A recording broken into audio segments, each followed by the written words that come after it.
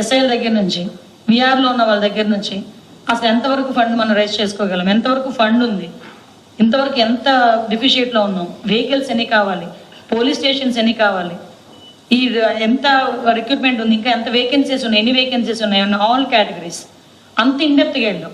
So మేము ఒక report అయితే మేము రెడీ చేసుకోం. ఈ రిపోర్ట్ బేస్ చేసుకొని స్టేజెస్ వైజ్గా మాత్రం డెఫినెట్గా మేము మీట్ అవుతాం. అదే చెప్తున్నాను కదండి, ఆల్రెడీ మేము అయితే ఒక రెడీ చేసుకున్నాం. ఆ రిపోర్ట్ అంతటినీ కూడా సీఎం గారి చేతిలో పెడతాం. ఒక పక్క మన స్టేట్ గవర్నమెంట్ నుంచి ఏం చేసుకోవాలన్నది స్టేట్ గవర్నమెంట్ నుంచి, at the same time central government నుంచి మనం ఏం తీసుకురావాలన్నది సెంట్రల్ గవర్నమెంట్ నుంచి.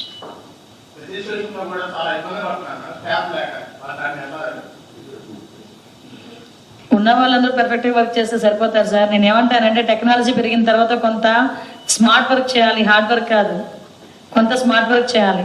డెఫినెట్గా మీరు అన్నది నేను రిక్రూట్మెంట్ జరగడం అన్నది ఖాయం జరగాలి, నేను దానికి ఒప్పుకుంటా. అట్ ద సేమ్ టైం కొంత ఉంది. ఇప్పుడు సీసీ క్యామ్స్ ఉన్నాయి. లాస్ట్ టైం మనం ఏం చేసాము, ఎలక్షన్ టైంలో ఎలక్షన్ కమిషన్ మనకి ఎలక్షన్ జరుగుతున్నంతసేపు సీసీ క్యామ్స్ రన్ అయినాయి. నిన్న అక్కడ ఎక్స్ఎమ్మెల్యేని అరెస్ట్ చేసింది కూడా సీసీ క్యామ్స్ ఫుటేజ్ బేస్ చేసుకునే కదా. సో అలాంటి సిస్టమ్ని కూడా ఈరోజు మనం రెగ్యులర్ దానికి అడాప్ట్ చేసుకోవాలి, రెగ్యులర్ పోలీస్ సిస్టమ్కి అడాప్ట్ చేసుకోవాలి. కొంచెం ఇబ్బందికరమైన ప్రదేశాల్లో సీసీ క్యామ్స్ పెట్టుకోవడం, కానీ దాని monitoring control room, already control rooms ఉన్నాయి. కొత్త ఎస్పీ ఆఫీసర్స్కి తప్పించి మిగతా వాటన్నిటికీ కూడా కంట్రోల్ రూమ్స్ ఉన్నాయి. కాకపోతే లాస్ట్ 5 సంవత్సరాలు సీసీ క్యామ్స్ పనిచేయడం మానేసినాయి, ఫింగర్ ప్రింట్ స్కానర్ పనిచేయడం మానేసినాయి. అంటే అనకూడదు కానీ అధ్వాన స్థితిలో ఉంది. కానీ దాన్ని మనం చేసుకోవాలి అంతే. ఇంక మనం ఏదో అయిపోయింది దాని గురించి మనం బాధపడే కన్నా అవ్వాల్సిన దాని గురించి దృష్టి పెట్టి చేసుకోవడం అనేది ముఖ్యం. కాబట్టి దాని మీద దృష్టి పెడుతున్నాం. నెక్స్ట్ ఇంకొకటి కూడా నేను డీసీపీ గారి కింద నేను మర్చిపోయాను, కంపల్సరీగా ఒక ఉమెన్ ప్రొటెక్షన్ గురించి, at the same time ganja drugs గురించి లాస్ట్ టైం అనుకున్న ఒక టోల్ ఫ్రీ నెంబర్ కూడా ఇమీడియట్గా మనం కూడా దానికి రెడీ చేసుకొని స్టేట్ అందరికీ ఒకటే టోల్ ఫ్రీ నెంబర్ కూడా మనం చేసుకోవడానికి కూడా రెడీ అవుతున్నాం. రెడ్ బుక్ కక్ష సాధింపు చర్య కాదు, దయచేసి మీరు అది అర్థం చేసుకోండి. రెడ్ బుక్ అన్నది ఎవరైతే లాస్ట్ గవర్నమెంట్లో పని చేయలేదో సక్రమంగా యాజ్ పర్ రూల్, చాలా క్లియర్గా వినండి, యాజ్ పర్ రూల్ ఎవరైతే వర్క్ చేయలేదో, ఎవరైతే అనవసరంగా అక్రమంగా తెలుగుదేశం పార్టీ కార్యకర్తల మీద కానీ జనసేన బీజేపీ కార్యకర్తల మీద కానీ కేసులు బనాయించారో, ఇబ్బంది పెట్టారో, అది రెడ్ బుక్. కక్ష సాధింపు అన్నది మేము మొదలు పెట్టాలంటే డే ఫస్ట్ నుంచి స్టార్ట్ చేయాలి. మా అవసరం ఉండదు, కార్యకర్తలు బయటకు వచ్చేస్తారు. కానీ ఒక్కటి ఏంటంటే ఎన్డీఏ కార్యకర్తలు అందరూ కూడా కడుపులో ఎంత బాధున్నా, ఎంత కసున్నా, వాళ్ళు లాఠీ పెట్టి కొట్టిన పోలీసు ఎదురుగా కనిపిస్తున్నా కూడా కేవలం చంద్రబాబు నాయుడు గారి మాట బేస్ చేసుకొని ఆగారు. వాళ్ళు ఏదో చేస్తారని నేను చెప్పట్లే, కానీ నాయకుడి మాటకి ఆ వాల్యూ ఇచ్చారు. చంద్రబాబు నాయుడు గారు కూడా ఈ రోజు ఏంటంటే రాష్ట్రం అప్పుల పాలైపోయింది. నిన్న మీరు నమ్ముతారా, సిపి ఆఫీస్ తాకట్లో ఉందండి వైజాగ్లో.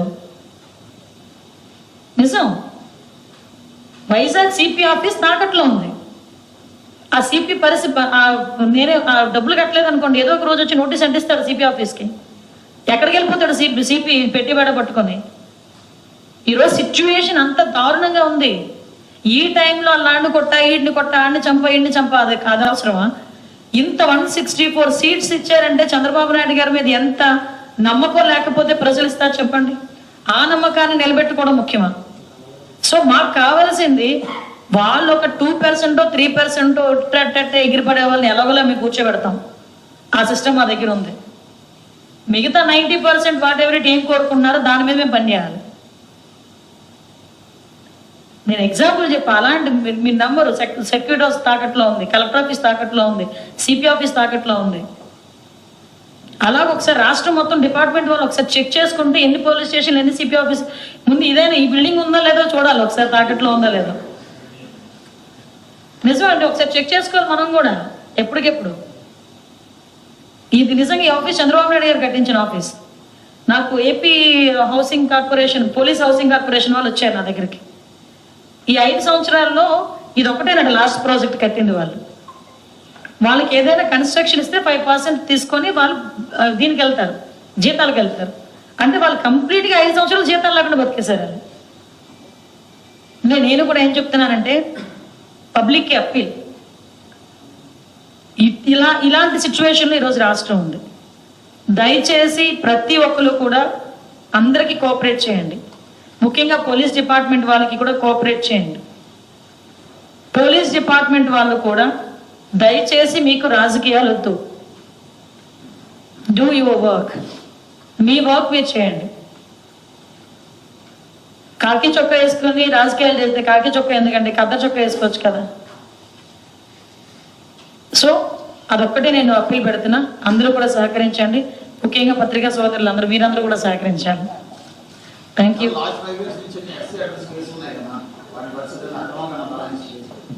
అక్రమంగా బనాయించిన ప్రతి కేసు కూడా పోతుందండి. డెఫినెట్గా దాని మీద అంతా రీఎంక్వైరీ చేస్తాం. అక్రమంగా బనాయించారు అనే విషయం మనకు ప్రూవ్ అయితే కనుక డెఫినెట్గా అవన్నీ కూడా పోతాయి.